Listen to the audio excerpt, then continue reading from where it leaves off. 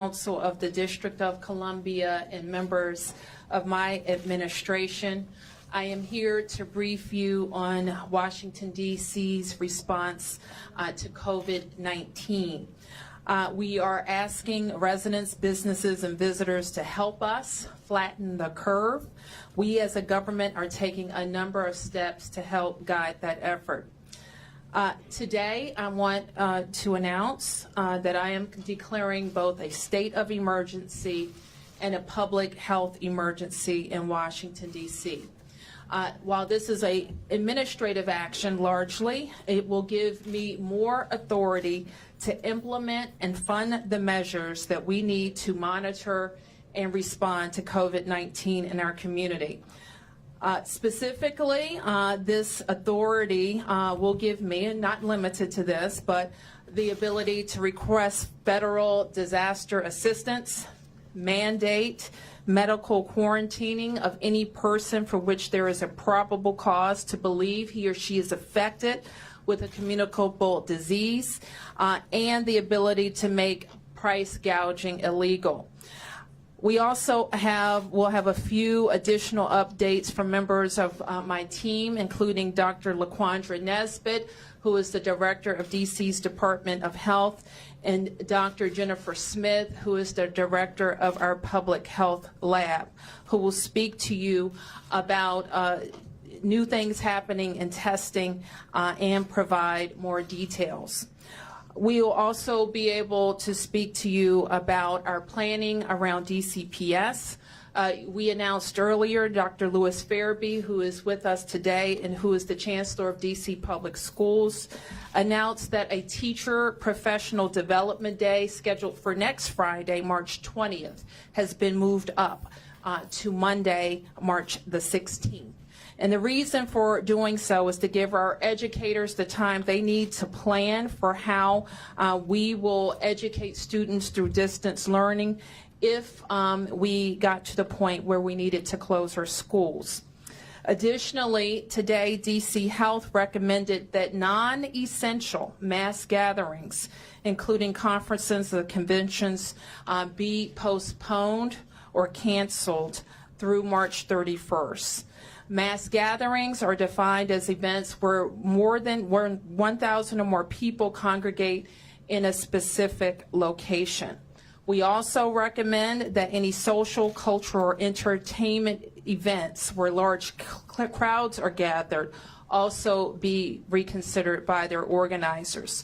And this is in effect through March 31st. Similarly, this afternoon, Events DC announced that they are closing the convention center through March 31st. And so I want to continue to remind everyone to be vigilant. Our duty now as citizens is to try to contain the spread of germs in this virus in our communities while maintaining our essential services. And taking care of all of our family and friends and making sure that they too are gathering the information that they need to be safe. I also want to announce that part of my emergency declaration is that we will stand up our Emergency Operations Center, and our Emergency Operations Center for this public health emergency will be located at the DC Department of Health. And some of our press briefings will begin to happen at that location. At this time, I would like to ask Dr. Nesbitt to come up and talk about the changes or some advances in testing that have happened with commercial labs coming online and provide an update of the tests that have been conducted thus far.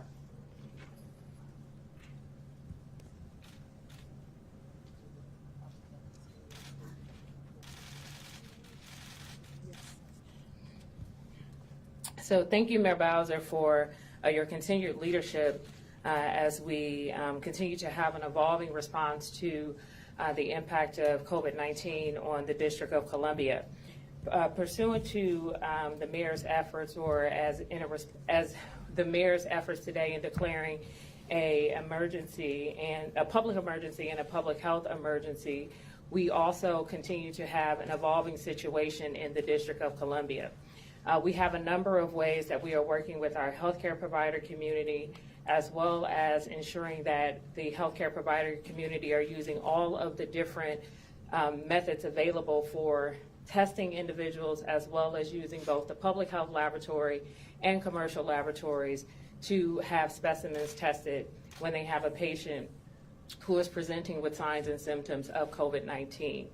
As you all know, the testing capacity in the United States and in the District of Columbia expanded recently when commercial laboratories developed the capacity to test. We announced 2 cases on Saturday and had additional cases that we announced yesterday. Because of the nature of those cases, we anticipate that we will have additional cases in the District of Columbia.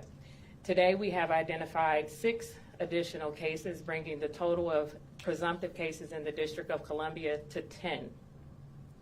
Those additional cases indicate to us, because of the nature of the new individuals who have been identified, that we have person-to-person transmission occurring in the District of Columbia, as well as at least 2 individuals whose reason for COVID-19 has yet to be identified. We want healthcare providers to know that they have the option to have their patients tested by contacting DC Health if their patients have a known exposure to an individual who has been laboratory confirmed for COVID-19 and is showing symptoms themselves of COVID-19, which are fever, cough, and shortness of breath. We also want healthcare providers to know that if they have patients who are presenting to them for care, who have a travel history to countries who have been identified by the Center for Disease Control as having a level 2 or higher travel advisory, that if those individuals begin to show signs and symptoms, regardless of the need for hospitalization, they can also be tested by contacting DC Health, and their tests will be conducted through the public health laboratory. Also, residents who are living in long-term care facilities, including skilled nursing facilities, can also have tests conducted through the public health laboratory by contacting DC Health and having their specimens collected and submitted to public health laboratory.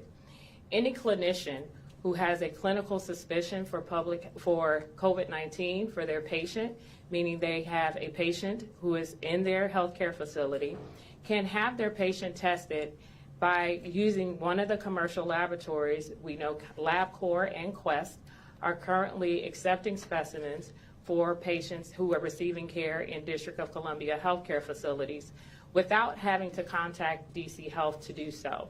Those specimens, however, must be collected in the healthcare provider's office, or if they are in an urgent care environment or in a hospital setting, those specimens must be collected by the healthcare provider and sent to that commercial laboratory.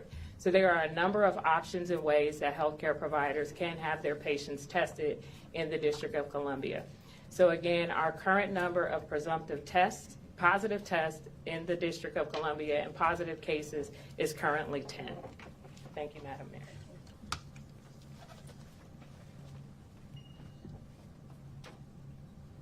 I also want to note that the employees of the District of Columbia, our 30,000+ employees, have in the last this afternoon received an advisory from the Human Resources Office for the district. So we want to invite our employees to take a look at the guidance we are providing around their work in the district as part of our government operations.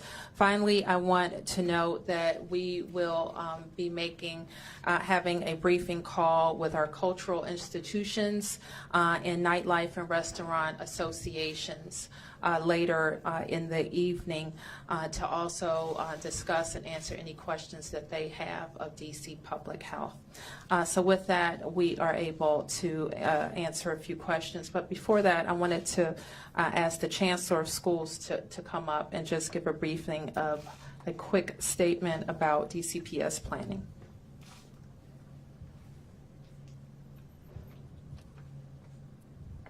Thank you, Mayor. At this time, DC Public Schools has advised family of the shift in our professional development day that was previously scheduled for March the 20th is now scheduled for Monday, March the 16th.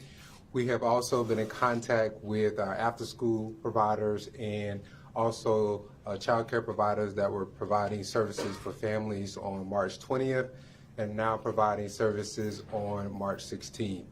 On March 16th, we will coordinate professional development across the district for our educators and our school leaders on how to implement our contingency plans for distance learning should there be a need to have an extended period of time without school. We continue to develop materials that will be posted on our website and made available to families, which includes the use of technology at home and also includes the ability for students to take materials home and have resources to complete assignments.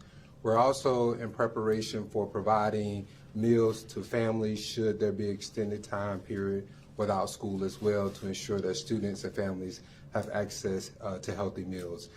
That captures some of the planning that is in place. We'll continue to advise families on developments as relates to travel, which has also been suspended for international field trips, and we'll continue to guide families to other critical needs that students may have. And thank you. I also want to know and thank my team who have been keeping members of the community up to date through a number of telephone updates with the Department of Health and other agencies in the government. I also want to thank Chairman Mendelson and the members of the council for allowing us to provide them a briefing earlier in the week, and since then 2 daily briefings with them and their staff to keep them up to date. Now I'd like to see if Mr. Mendelson wants to update us on council operations. Thank you, Madam Mayor, and I want to note that almost all of the council members are present and standing behind us. The council will be having a meeting next Tuesday. It is a regular committee of the whole meeting, but we will probably have an additional legislative meeting where we will consider any legislation working with the mayor that we would need to consider and adopt to ensure that the mayor has all the authority that she needs to go forward. And we will be looking at any collateral issues at the same time. I do want to emphasize what the mayor said at the beginning, which is the goal here is about flattening the curve, so to speak, with regard to the increase in incidence of contracting COVID-19, and that importantly, what we can all do, besides ensuring that we are not spreading if we end up having the disease, is to take steps to protect ourselves from getting the disease. And that is, of course, practicing good hygiene, avoiding where nobody's shaking hands anymore in the district, and keeping our hands clean and avoiding touching our face, and good practices that are being recommended by the medical community. And that probably will go the furthest in terms of helping each of us. Thank you, Madam Mayor. Thank you. Okay, questions, yes. We're going to ask, will the Cherry Blossom Festival continue as planned? And also, what about the Wizards and Caps games now that you've declared a state of emergency and public health emergency? Sure. Let me have Dr. Nesbitt come up and speak a little bit more about the DOH advisory, and if there remain questions, I'll come back for that. Dr. Nesbitt. Thank you. So our current posture is that we have made a recommendation for any non-essential mass gatherings, which are defined as a mass gathering for a crowd of 1,000 individuals or more who are gathering at a specific location, to be postponed or canceled. As we have been in touch with the Institute through March 31st. As we have been in touch with the institutions, and will continue to convene calls and provide guidance for them to reimagine how they can continue to conduct business if it is essential. For those non-essential activities, we want them to have a consideration of how they would postpone or cancel. It's a recommendation at this time. It's a recommendation that we want those organizations to take very seriously, because we want to be able to, as the mayor has mentioned, flatten the curve.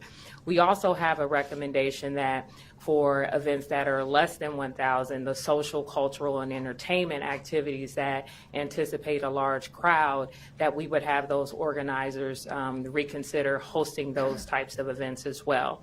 And events that fall into those categories are, again, the non-essential things that are related to entertainment or for social and cultural purposes. So concerts, festivals, et cetera, would fall into that. The current advisory that we issued is through March 31st, so it gives us some opportunity to be able to, as far as we can anticipate what we would experience in the district. As you all have observed, this is a rapidly evolving situation. We announced our first cases on Saturday. We were before you again yesterday with 4 cases, and we're before you again today with 10. So we have the constant need to have a data-driven approach. We are observing for person-to-person transmission, and then if we have sustained community transmission in our community, we will take a different posture. So just as a follow-up, does that include the Cherry Blossom Festival? We will, the Cherry Blossom Festival largely happens outside of the dates that we've mentioned, and at the end of March 31st, we will be able to make an announcement about any events scheduled in April. Mayor Bowser?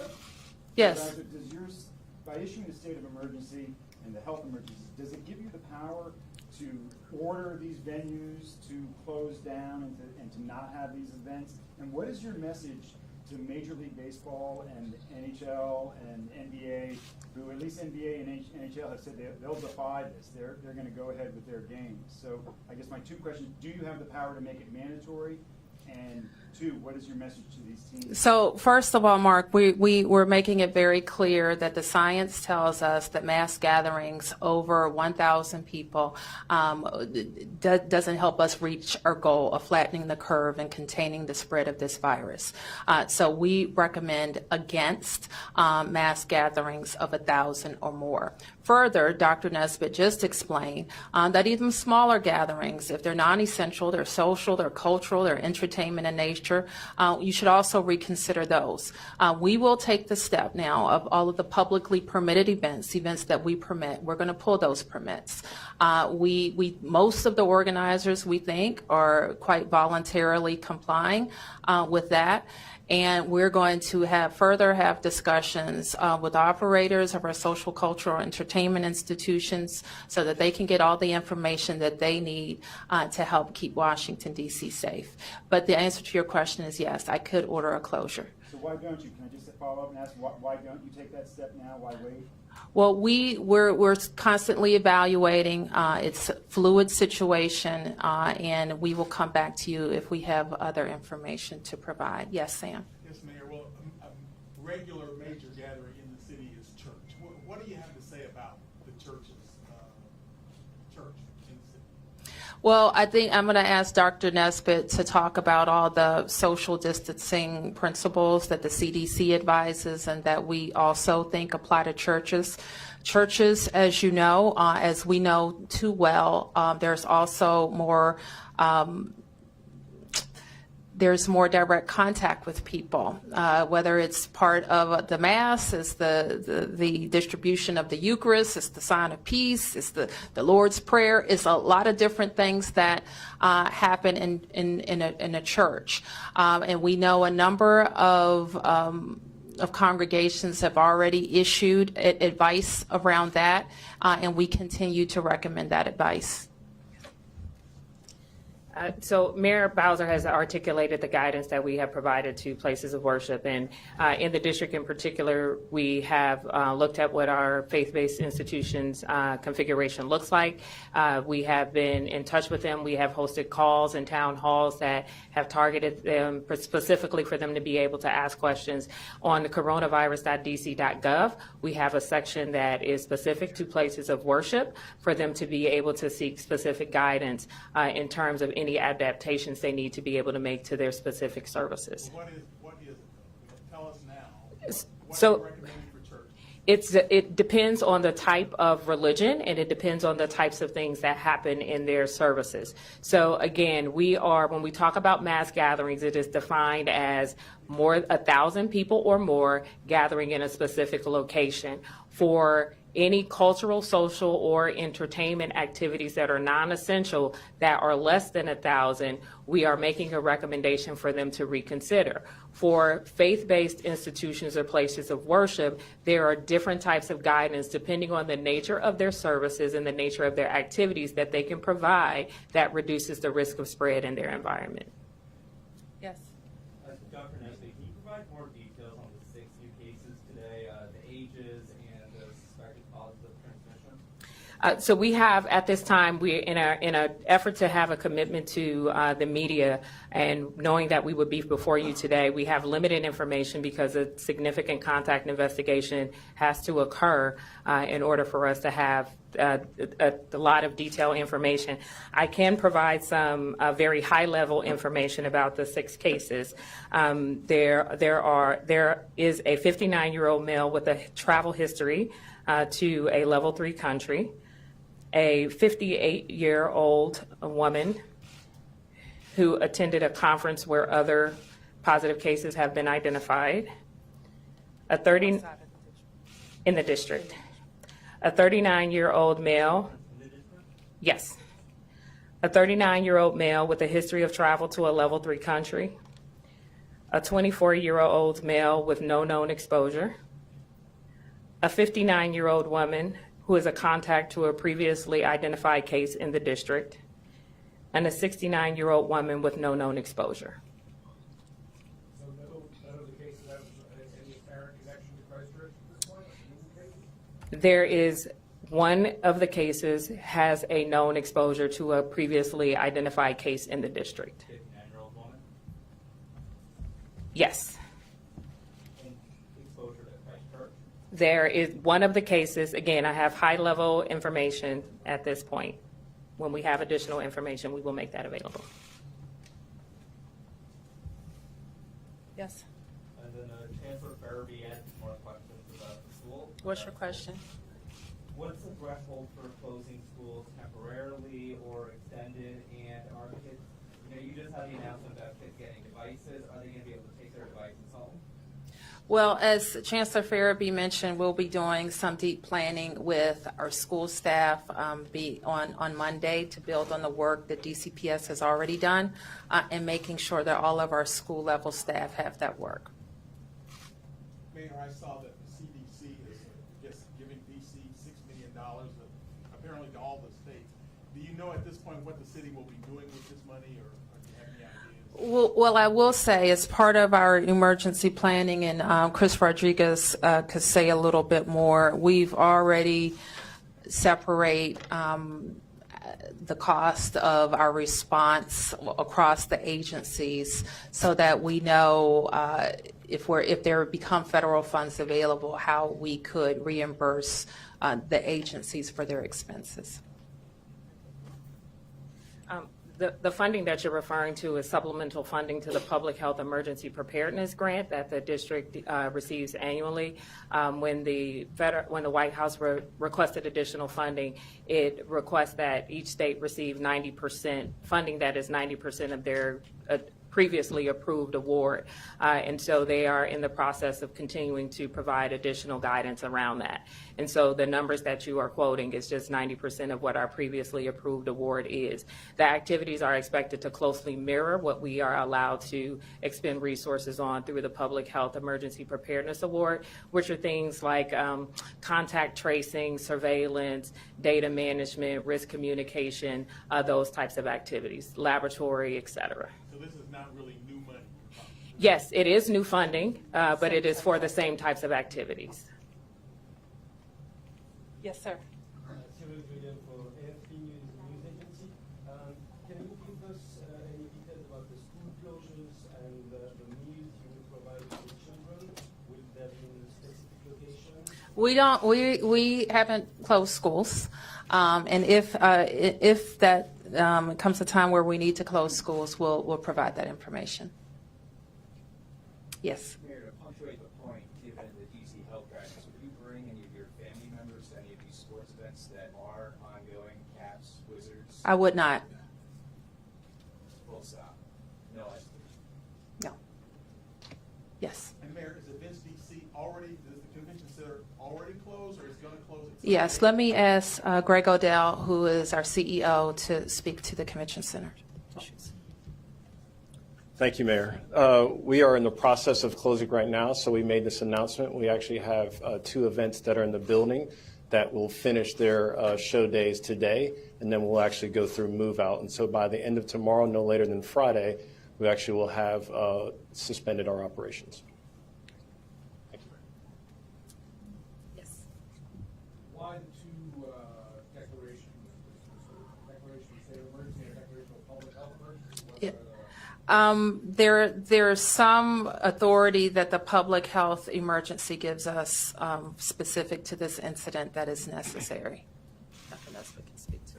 Yes, and by statute in the district, in order to declare a public health emergency, a public emergency must first be declared. And there are things that the DC Health would need or would like to have that the public health emergency allows for us to do. Some of our health systems that are regional health systems and part of integrated health systems have suggested to us that part of their medical surge plans and their staff contingency plans, they may want to have, for example, healthcare providers who are licensed in neighboring jurisdictions to be able to come in and assist with their operations at their DC-based institutions. Under a public health emergency, they would have the authority to be able to do that, whereas under normal day-to-day operations, they would not be able to do that. So those are some of the types of things, in addition to what Mayor Bowser mentioned in her open statement, the public health emergency allows for. Let me go back to your question, because I answered you too quickly. I want to put a little bit around it. So you asked me if I would go to one of these mass gatherings, and I said no, because I want to follow the advice of our medical professionals who said exposure in mass gatherings, I want to be a part of the solution, and we want to help contain that event. More than that, I want to speak to our vulnerable populations. I have an 81-year-old mother, all right? She was supposed to go to the theater last night. She called me and said, I changed my theater plans. She's 81 years old. She's pretty spry and healthy, but she doesn't need to get sick, okay? And so she is following the advice of medical professionals as well. Not going to a closed-in theater, but she is going to the grocery, and she is going about her regular life. She is coming to visit me and my, almost 2-year-old daughter. So those aspects of life and all of the essential work in our city will continue and do continue. But we have identified these, based on the science, as strategies to contain spread. So could I just ask as a follow-up? And Yes. I can ask this anyway. So can I ask personally how you're feeling about the climate in which we find ourselves? We have so many people who watch this since 11 who aren't sure whether to travel, what's going to happen with their kids' school. So personally, how do you feel in the middle of all this? Well, I feel like we are well prepared, that we have a now global pandemic as named by the World Health Organization, that the agencies of our government, our emergency agency, our Department of Health are all working very well. We are getting a lot of cooperation from our private community. And we want to continue to do that. But I also recognize, as the doctor laid out, on Saturday we had 2 cases, and today is Wednesday, we have 10 cases. And we all have to be concerned about stopping the spread and taking care of ourselves. Does any of this make you nervous, and how do you feel sort of on that? Well, I'm a mayor, so it's my job to be nervous. It's my job to plan for the worst. But I will say that, we have a great team. We have this very supportive council who's standing with us to make sure that we're providing all of everything that we can for the residents of the District of Columbia. But we're not in a vacuum. We're in a region that's also experiencing this, and our country is experiencing this, and the world is experiencing this. So we know that our residents are reacting to everything that they see around them. We do recognize, though, that we have a responsibility to do what we can for our residents and within our borders. Yes. Mayor Bowser, can you explain under what circumstances a medical quarantine would be necessary? I'll ask Dr. Nesbitt to respond. Yes, so when we have contacts of a case, we have them to quarantine. That quarantine can be voluntary, and it is often referred to as a self-quarantine, or if it is involuntary, as the mayor mentioned earlier, they can have a order from the public health authority that's typically issued by me to have to quarantine involuntarily, and those orders are issued without any requirement from the court. So that's what happens. A case or a contact to a case can be required. So if you tell someone to self-quarantine, they don't, that's when you go into quarantine order territory? Possibly, yes. Or some individuals who are high risk may be issued an order. The status of the quarantine facility? The status hasn't changed. No. We don't have a need to use it at this stage. Can you tell us where it is? I'm not going to tell you where it is. Thank you, everyone. Thank you.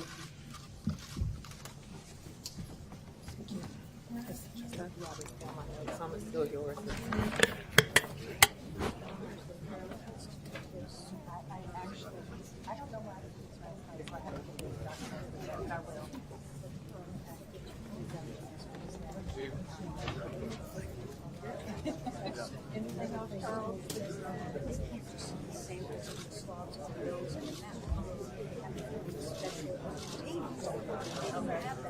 Okay.